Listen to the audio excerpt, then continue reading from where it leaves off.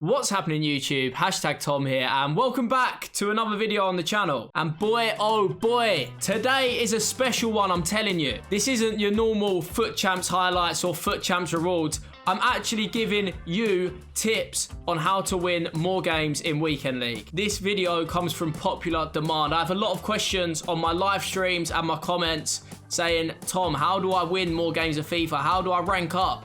Well, don't worry, people, because I have got you covered today. We are going to be going through 6 of the best tips to help you win more games in Weekend League. Hopefully, if you listen to all of them, you're going to start ranking up. I am a genius.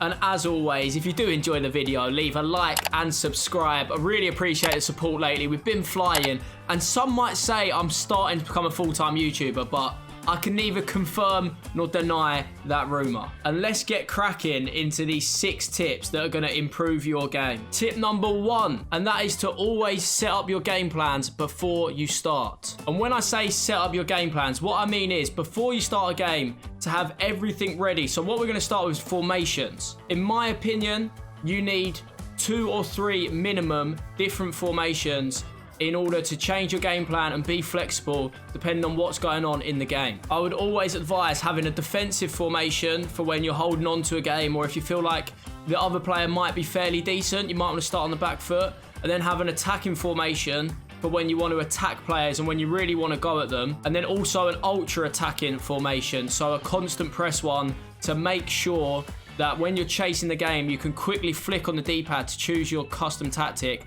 and it's already ready to go. The last thing you want to be doing is pausing in the game or waiting for a pause because you haven't set up your tactics. And whilst we're on the topic of pausing, subs are essential. Super subs in the Weekend League are an absolute must. I use them at pro level in every pro game I play. In Weekend League games, when games get tight, I always bring on a sub or 2, or maybe even 3. I think these are key, particularly when you're struggling to break down an opponent, or if you're using team press and your fitness is going to drop. To bring on particularly attackers, I think attackers are key. Bringing on a different player in an attacking position can change your trail of thought. It can confuse the opponent because he's having to control someone different to what he's having to mark for the rest of the game. And fresh legs are always a bonus. They're used in football all the time, so use them in FIFA. I am a genius. And after we've done our tactics, we need to make sure every player has a chemistry style that works. If you don't use chemistry styles, you're automatically putting your players at a weaker spot because everyone uses them to boost the stats. And if you're not boosting the stats using them, you're at a disadvantage. So make sure all your players have got one on. Defenders, I normally go anchor and shadows. Strikers and midfielders, it's completely your choice. What I would recommend is looking on websites like Footwiz to see what chemistry style fits what player. Every player is different. Everyone's going to need a different chemistry style. So I can't walk you through every one, but make sure you have them on. So I round up a tip 1. You're going to do your tactics and formations, at least 2 or 3. You're going to make sure you've got super subs on the bench, and you're going to make sure every player has a chem style. Tip number 2, and that is mentality. I'm telling you, mentality is where so many FIFA games are won and lost. Honestly, this could be the difference between a whole rank or 2, because playing annoyed means that you are definitely not playing your best FIFA and you're more than likely going to lose games. My first bit of advice when talking about mentality is definitely remembering that FIFA is just a game. Although we all love to take it seriously, we all love to sweat, we all love to win, you have to remember FIFA is just a video game. You have to take it for what it is. You're going to score lucky goals, your opponent's going to score lucky goals. You just got to think in your head that hopefully it balances out over a weekend. It's very easy to be like, oh yeah, the world's against me, FIFA hates me, I've conceded another shot. Every time I go down the other end, it's an AI block. This isn't fair. But you have to remember, you're more likely to remember the bad goal that you conceded than the bad goal you scored. And you just have to think to yourself, they happen both ways. FIFA is never going to be the perfect game. I've been playing professionally for 5 years now, and every game has had problems that people moan about. And to be honest, it's never really going to change. There's always going to be something that works or doesn't work. And it's not going to be able to simulate exactly how real football is simulated, because that is impossible. My main thing with dealing with mentality, particularly in champs, is having breaks. Breaking up your games is essential, because if you play loads of games at once, you're going to be in trouble. Because if you play loads of games at once, you're going to get tired quicker. Things are going to annoy you more. And I know that sounds very hypocritical, because I'd love to play 30 games in one sitting, but that is my way of playing. I love my weekend too much, so I'd rather play them all Friday and make sure that I have Saturday and Sunday free.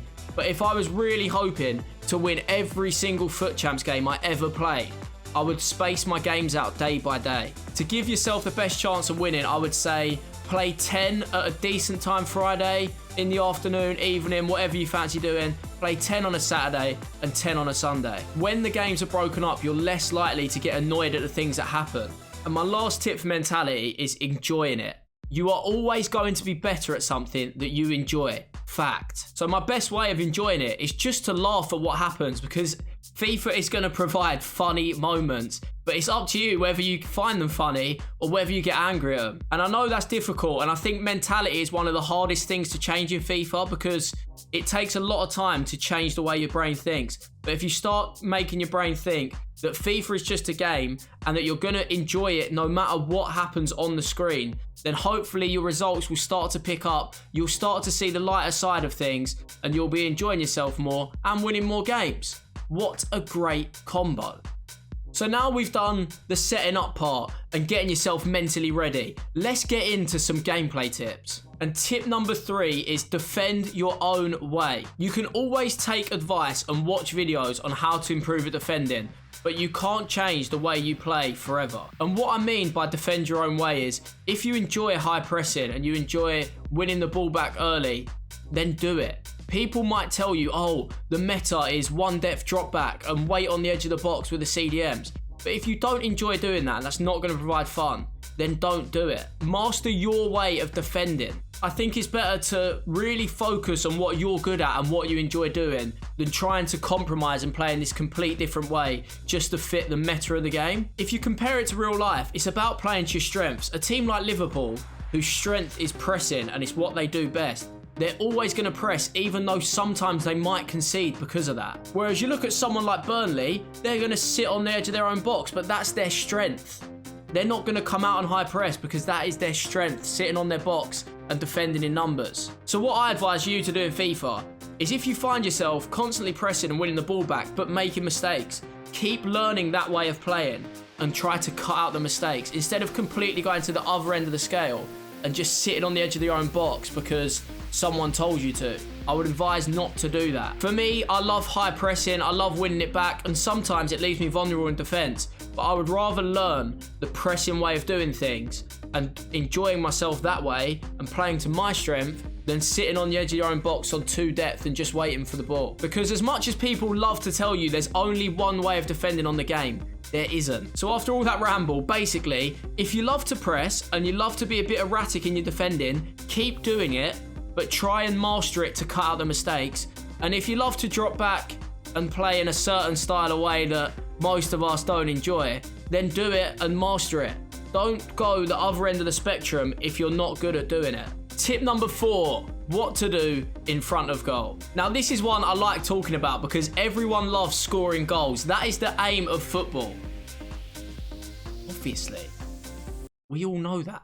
And luckily in FIFA 21, there's actually more ways to score in comparison to FIFA 20. They've made big changes to finishing this year, and I think is a massive positive to the game. If you played a lot of FIFA 20, you would know a lot of the stuff was hitting near post as soon as you possibly can. But FIFA 21, there is a variety of ways to score. So the main thing I want to get across here is the different shooting angles that you can take this year that will result in success. And the first one being the far post shot. I think when you're around the box, it's definitely a viable option now to shoot across goal. Try and get it off as soon as you can to catch the player off guard. And even when you're one-on-one, shooting across goal can work very, very effectively. I think it's best when you just beat the centre-back and you're looking to get your shot off into goal, but it can also work one-on-one as well. And I think whilst we're discussing posts, it wouldn't be fair to leave out the near post. It's not FIFA 20, but I'm telling you, it still works. If the angle is tight, it can still go in. My main way of scoring from near post is when you're back to goal,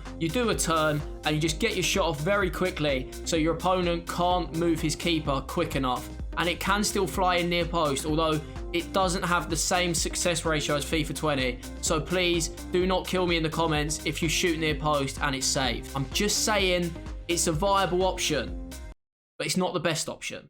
And let's talk 1v1s, because I think there's a lot more 1v1s this year, as the attackers seem to be quicker from my experiences, the defender doesn't catch up as quick, leading to more 1v1 chances. And 1v1, you're going to have 3 options to score. The first one being the 2 posts we discovered. You either just do a normal shot, a cross goal, near post, try your luck. However, sometimes the angles are a bit weird and the keeper will save them. And this is where option B and C come into place. Option B standing for ball roll. So when you're one-on-one on the keeper and the keeper is rushing out like a madman, he wants the ball and you at the same time, you're going to have to do something to get out of the way. And my advice for this is the ball roll. So what you're going to do is, as you get very close to the keeper, let go of the sprint button, which is R2.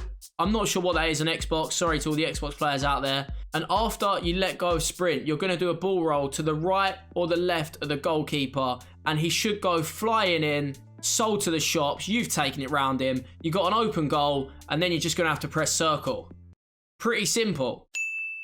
The ball roll is a very effective skill in FIFA, but it's the most effective one-on-one, I think. It's just a little bit of composure to slow yourself down before you get to the keeper, and then sell him a dream, and you've got yourself a goal. And the last option, option C, stands for chip. If I remember correctly, this was the move in FIFA 15, and it's definitely back in FIFA 21. So you're one-on-one, I want you to let go of sprint again, and then just dink the keeper, little chip, L1 circle job, straight in. And as Shori would say, absolute dinky winky and all of that. It chips the keeper, he's on the floor, and you've scored a goal. Chipping is very, very effective. I promise you, try it a few times in weekend league, see the angles. It works one-on-one. If you leave enough space between you and the keeper and then just dink it over him, they normally sit straight down. I think throughout the year, you're going to see a lot of pros at the top level use it, and a lot of people in weekend league use it as well.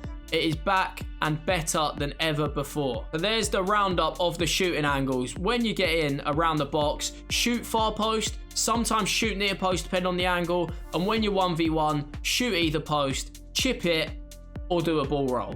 It's your decision from there. I've given you all the tools to score every shot that you have. So knock yourselves out, people. Don't actually knock yourselves out, because that'd be a bit weird.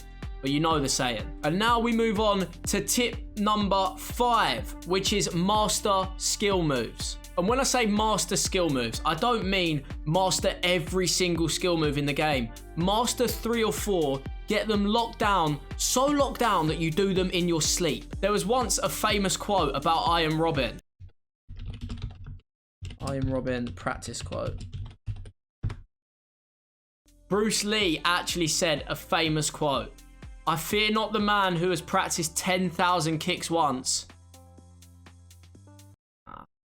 The famous quote once said, I fear not the man who has practiced 100 skill moves once, but I fear the man who has practiced one skill move 100 times.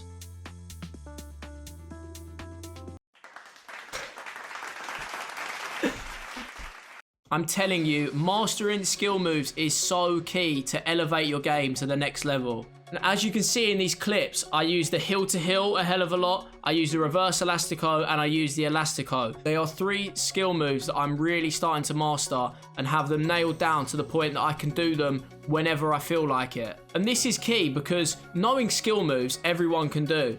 But mastering them to the point that you know exactly when to do them and when the right time is to do them is a different ball game. I come across so many people that know every skill move in the book, but they can't do them all the time. So I'm going to give you 3 to 4. My 3, as I've mentioned, are the heel to heel, the reverse elastico, the elastico, and you know what? For a bonus one, the la croqueta. These are skill moves that I find really effective and I use a lot, but you might find another one that works well. But mastering them is the key. If you can do them, especially around the box, as you can see in these clips, a lot of the goals flying in are when I do a skill move just before the shot, because it works that extra little bit of space and the defenders sold a dream and we score. So I want you to learn 3 to 4 skill moves, have them nailed down. One way of learning them is just in this skill arena. I sit in the practice arena all the time and just learn skills there. So then my muscles are just so used to doing them that when it comes to a game, bang, skill move, completed it. With that advice on skill moves, I always recommend having at least 4-star skill moves in everything you do. The Elastico and the reverse Elastico are 5-star,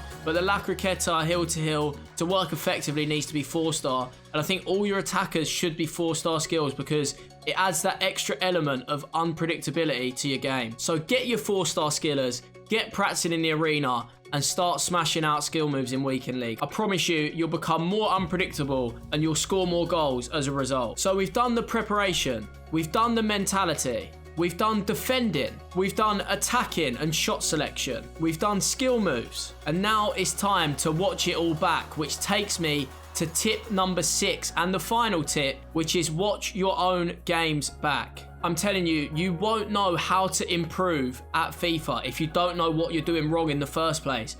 And because when you're playing, you're not really thinking about what's going well and what's going wrong, you're not going to understand fully until you watch your games back. I do it a lot. I went through my games a lot last year with Wes, Harry, Tex, people like that. I used to sit there, watch them back, and suddenly I'd realise the mistakes I'm making and why things weren't going right. Maybe I think, oh, I couldn't score that game. He was just too good. I couldn't break him down. But then when you watch it back, you realise you're making silly passes and doing skill moves in the wrong area, which is why you can't break him down. So watching it back to really understand, like maybe you pulled out a defender at the wrong place, or maybe you shot at the wrong angle, is so helpful to help you going forward. So as you can see in this clip, I lose the ball Renato Sanchez and my reaction is so bad. I'm watching it back now and I can see that I play a switch to Varane, which is wrong. I don't put pressure on the ball. And then when the ball goes to Pogba, I don't put pressure on Pogba either. I let him have the shot off and he scores a goal. In the moment, I wouldn't know that I made that mistake because you're just playing FIFA. But when you watch it back with a clearer head, you can clearly see where the errors are. And you can see in this clip, the goal I concede against Marcuso, I pull my centre-back out and he doesn't win the ball. And then I get caught in 2 minds with Zidane. I don't pressure the ball, but I don't mark the passing lane. So I'm actually just standing and marking space for the sake of it. He then scores as a result of it, and that's where you see the error is made. But in the game, I didn't know where that error was. The only way I found that out was watching it back after. And here we have it again with Marcuso's second goal. He gets in down the line. I dive in too quickly when really I should have stayed on my feet as it's 2v3. And then I select Mendy. What I do with Mendy is very, very bad. I don't go out to press the ball, but I don't mark the man at the back post, and I'm just marking space again. As you can see, he has the space, he can make a decision, he goes to the back post, which I'm also not marking, he scores his goal. But all I can emphasise is, this is impossible to see in the game. You're only ever going to be able to realise it when you watch it with a clearer head. And that is one thing I find the most effective way of improving. And there we have it. Our 6 tips for improving in Weekend League are done. We have set up your game plans, mentality, defend in your own way, using all types of shooting angles and variety in your finishing, also known as what to do in front of goal. Tip number 5, mastering a certain amount of skill moves. And tip number 6, watch your games back to see where you went wrong. And that is the end of the video. I hope you all enjoyed watching. Let me know in the comments if these tips have helped you improve in Weekend League or helped your FIFA gameplay. And also let me know if you think there's anywhere I can improve. This is the first time I've made a tips video on my channel, so I might have made some mistakes in there as well.